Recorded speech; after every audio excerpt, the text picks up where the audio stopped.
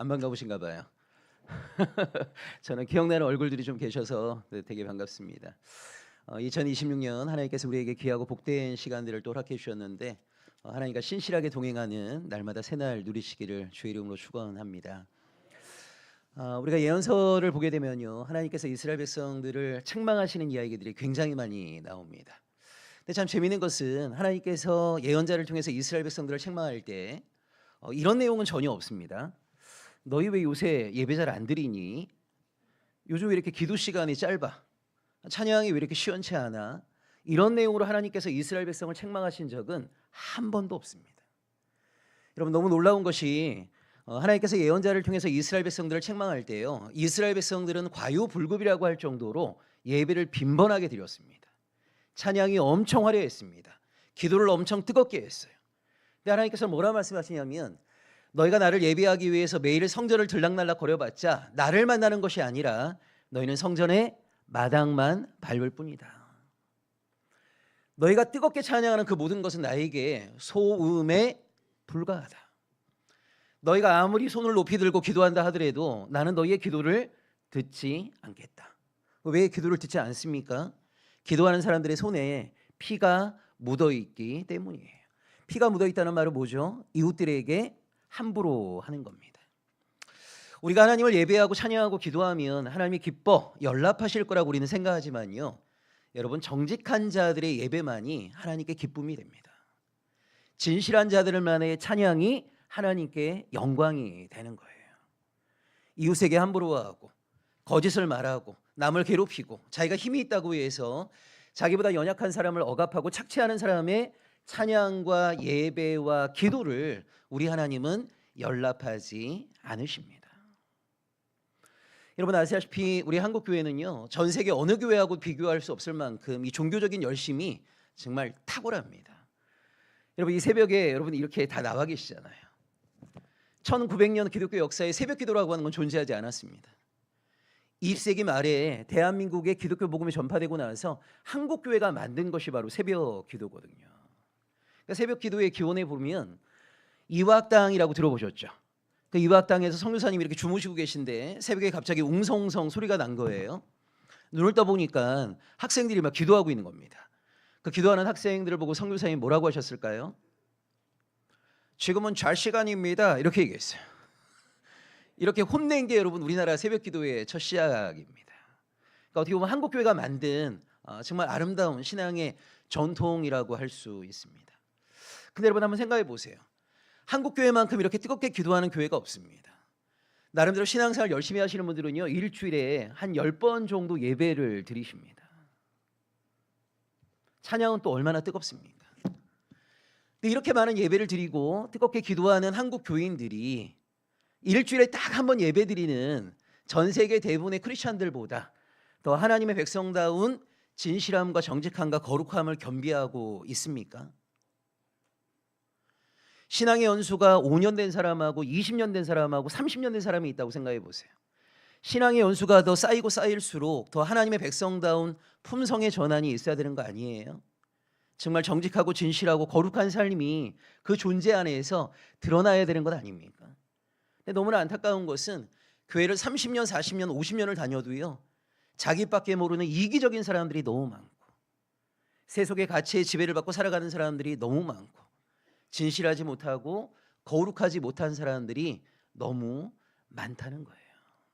어떻게 보면 구약 이스라엘 백성들의 모습과 오늘 한국 교인들의 모습은 너무나 닮아 있다. 결국 우리의 가장 취약한 점은 어디에 있는 거냐면 일상의 순종의 부재. 이 뜨거운 종교적 열심이 왜 일상의 삶 속에서 하나님에 대한 뜨거운 순종으로 이어지지 못할까? 가장 중요한 이유는 인식이 바뀌지 않았기 때문입니다. 세계관이 전환되지 않았기 때문입니다. 그러니까 여전히 대한민국 사회가 가지고 있는 가치관과 세계관의 지배를 그대로 받고 있는 거예요. 대한민국 사회가 중요하게 생각하는 만몬, 권력, 욕망의 지배를 그대로 받고 있는 겁니다. 교회를 20년, 30년 다닌다 하더라도요, 세상에서 형성된 이 가치관과 세계관이 하나님의 말씀으로 전환되지 못한 결과, 종교적 열심은 정말 탁월한데 세상에 나가게 되면 예수를 믿지 않는 사람들과 똑같은 삶을 살아가는 경우들이 너무 많은 겁니다. 여러분, 인식의 전환, 이 세계관의 전환이라고 하는 말을 성경적으로 말하게 되면 회개라고 할 수 있어요. 우리는 보통 회개 그러면요, 하나님 내가 뭘 잘못했습니다, 용서해 주세요, 이걸 여러분 회개라고 생각을 많이 하는데 원래 회개는 그런 게 아닙니다. 여러분, 회개라는 말을 헬라어로 메타노이아라고 하는데요, 이 메타라는 말은 바꾼다는 말이고 노이아라는 말은 인식, 관점, 이런 말이에요. 뭘 회개라고 하는 거냐면 인식을 바꾸는 것, 관점을 바꾸는 것, 이걸 회개라고 합니다. 여러분, 인식이 바뀌면 생각이 바뀌고요, 삶이 변화될 수밖에 없습니다. 지금은 말도 안 되는 이야기지만 여러분, 중세 유럽 기독교에서는요, 여자들을 이렇게 규정했습니다. 여자들은 이성이 없어. 여자들은 영혼이 없어. 중세 유럽 기독교에서 여성들을 그렇게 규정을 했어요. 여러분, 여성에게 이성이 없다는 말은 뭐예요? 이성이 없으면 논리 정연한 사고가 불가능하겠죠. 그러니까 여자는 감정의 지배를 받는 존재이지 이성적인 사고를 할 수 있는 존재가 아니에요. 여자는 영혼이 없기 때문에 하나님과 직접적인 만남 불가능합니다. 여인들이 하나님과의 만남을 갖기 위해서는요, 남성이라는 중간 매개자를 통해서만 하나님과 만남을 가질 수 있다라고 생각했어요. 그러니까 여러분, 여자에게 이성도 없고 영혼도 없다라는 사고 속에서 남성들이 여성들을 존귀하게 대했겠습니까? 존귀하게 대하지 않았던 거죠.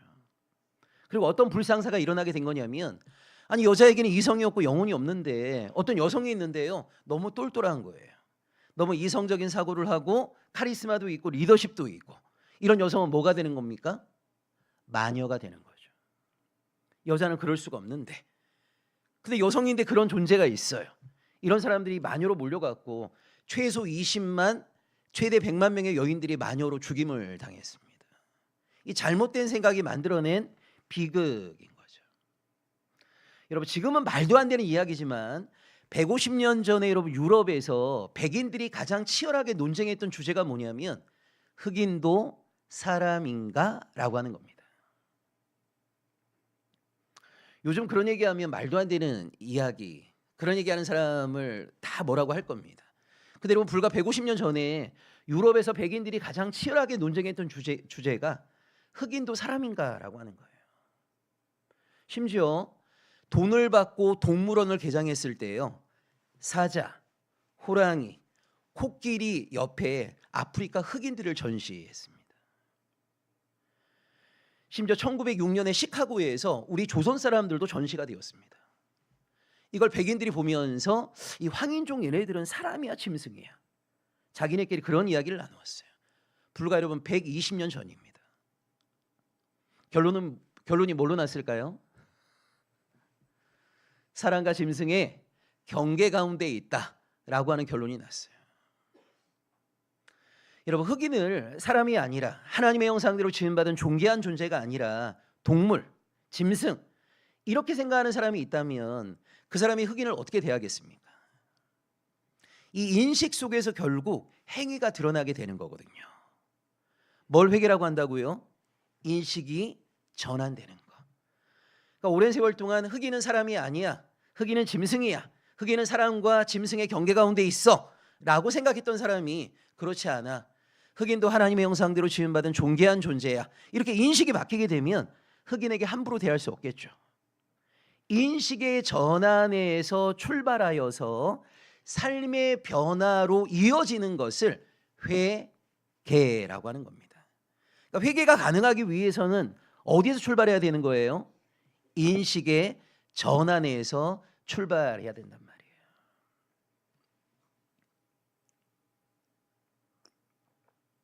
근데 오늘날 우리 한국교회의 가장 취약한 점이 어디에 있는 거냐면 인식의 전환을 위한 말씀 공부, 여기에 우리가 오늘 한국교회의 가장 취약한 지점이 있습니다. 여러분, 설문 결과에 따르면요, 한국 교인 가운데 64%가 일주일 내내 성경 한 구절도 읽지 않습니다. 500년 전 사람들에게는요, 성경을 내가 소유한다라고 하는 것은 상상도 할 수 없는 일이었어요. 여러분, 이렇게 성경을 펴보시게 되면 옛날에 양 한 마리 잡으면요, 그 양의 가죽을 말린 걸 양피지라고 하는데 그 양피지 하나로 쓸 수 있는 분량이 요 정도 됩니다. 요 정도. 그럼 여러분 창세기부터 요한계시록까지 이 정도의 분량을 쓰려면 양을 몇 마리 잡아야 됩니까? 잉크가 굉장히 고가였거든요. 인쇄술이 발명되기 전에는 다 사람이 손수 필사한 겁니다. 그래서 학자들은 이런 얘기합니다. 창세기부터 요한계시록까지 이 정도의 분량을 양피지의 잉크로 사람이 썼다라고 했을 때 성경을 쓰는데 사용된 재료 가격과 인건비를 합치게 되면요, 성경 한 권의 가격이 4억에서 20억 정도 했어요. 그러니까 보통 사람들은 성경을 구매한다라고 하는 것은 상상도 할 수 없는 일이었어요. 그러니까 옛날 사람들이 성경이라고 하는 것은 랍비가 읽어주면 듣는 거지 내 눈으로 성경을 읽는다라고 하는 건 상상을 못했습니다. 그래서 로마서 10장에 보면 믿음은 어디에서 난다고 그래요? 믿음은 들으면서 난다는 말이 바로 그것 때문에 그런 거예요. 옛날 사람들에게 성경이라고 하는 것은 랍비가 읽어주면 듣는 겁니다. 그리고 여러분 중세 유럽 기독교 로마 교황청에서는요, 교인들이 자기의 눈으로 성경을 읽지 못하게 했어요. 종교개혁 운동이 일어나고 나서야 사람들이 읽을 수 있도록 성경이 번역이 된 거고 사람들이 각자 자기 성경을 소유하게 된 겁니다. 그러니까 500년 전만 하더라도요, 내 성경을 갖는다, 내가 읽고 싶을 때 하나님의 말씀을 읽는다, 이건 정말 꿈 같은 이야기였어요. 그런 꿈 같은 이야기를 현실로 누리고 있는데 우리는 마음만 먹으면 언제든지 읽을 수 있다고 생각하기 때문에 말씀을 잘 읽지 않습니다. 그러니까 어떤 일이 벌어지는 겁니까? 교회를 20년 30년 다녀도요, 오바댜가 무슨 내용인지 유다서가 무슨 내용인지 이 하나님의 말씀을 너무 몰라요. 그러니까 교회를 다니면 뭐합니까? 세상에서 형성된 내 가치관과 세계관이 물질관이 교회를 20년 30년 다녀도요 여전히 그대로 박혀 있는 거예요.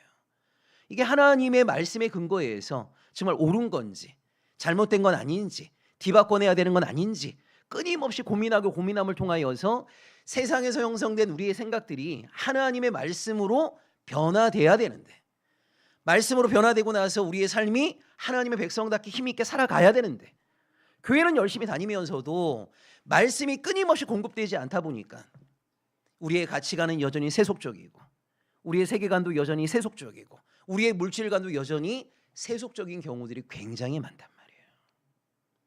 그러니까 구약 이스라엘 백성들도 그랬고요. 오늘 한국 기독교의 가장 치명적인 문제가 신앙의 뜨거움은 있음에도 불구하고 하나님의 말씀으로 인식과 관점이 전환되지 못한 신앙인들이 너무 많다. 그래서 교회 안에서는 하나님의 백성다운데 세상에 나가면 오늘 대한민국 사회를 지배하고 있는 만몬과 권력과 욕망의 지배를 받으면서 예수 믿지 않은 사람들과 똑같은 삶을 살아가는 것이 안타깝지만 오늘 우리의 현실이고 부끄러운 우리의 모습이다라고 하는 것을 인정하지 않을 수가 없습니다. 여러분, 그런 의미에서 정말 우리가 하나님의 사람으로 살아가기 위해서 가장 중요한 것이 뭐냐면 하나님의 말씀으로 날마다 우리 자신을 채우는 겁니다. 여러분, 하나님께서 창세기부터 요한계시록까지 66가지의 영의 양식을 주셨잖아요. 이거 골고루 섭취해야죠.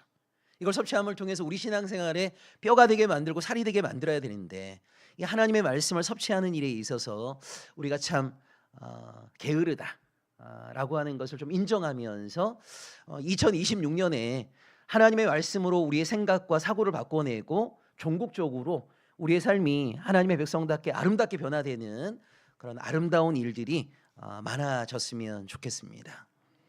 여러분, 사도 바울 우리 한국교회가 참 존경하는 인물입니다.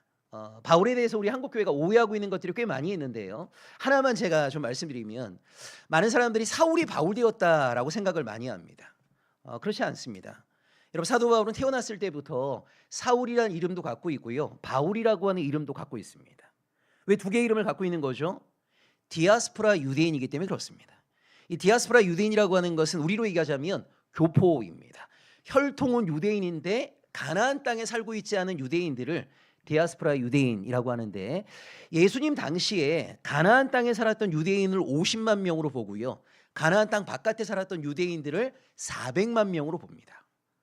그러니까 8배 정도가 가나안 땅 바깥에 산 거예요.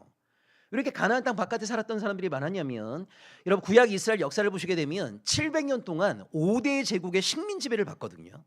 아수르, 바벨론, 페르시아, 헬라, 로마.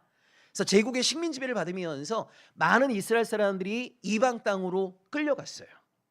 그래서 이방 땅에 살게 된 유대인들이 굉장히 많습니다. 그러니까 사도 바울도 길리기아 다소라고 하는 오늘날의 띠르키예 지역에서 태어난 디아스포라 유대인입니다.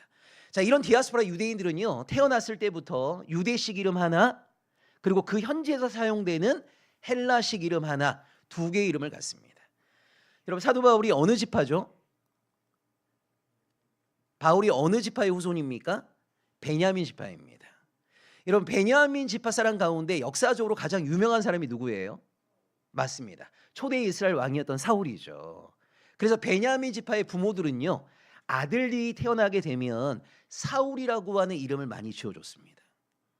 그래서 유대식으로는 사울, 헬라식으로는 바울이란 이름을 원래부터 가지고 있었던 거지, 원래 이름은 사울이었는데 다메섹 회심 사건 이후에 바울이 되었다, 이건 아닙니다. 성경 어디에도 그런 내용은 나오지 않습니다. 자, 이 사도 바울의 부모는요, 신앙적으로 굉장히 투철했던 인물입니다. 그래서 바울을 10대 초반에 예루살렘 가말리엘 문화에 보내갔고요, 정통 바리새 교육을 받게 만들었어요. 열심히 바리새 교육을 받았습니다. 그리고 하나님을 위해서 사도 바울이 나름 열심히 살았어요. 여러분, 바울의 인생을 보시게 되면 전반부와 후반부가 있습니다. 이 전반부와 후반부 사이에 중간에 뭐가 있냐면 다메섹 회심 사건이 있는 거거든요.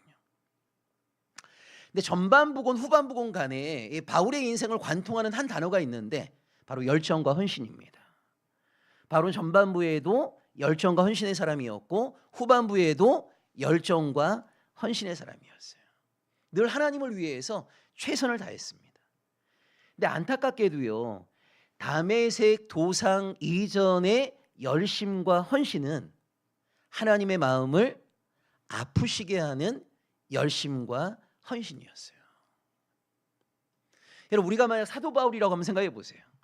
나름대로 내가 이렇게 하면 하나님이 기뻐하시겠지, 내가 이렇게 하는 걸 정말 좋아하시겠지, 이게 하나님께 영광이 되겠지 라는 마음으로 최선을 다했습니다. 열심을 다했어요.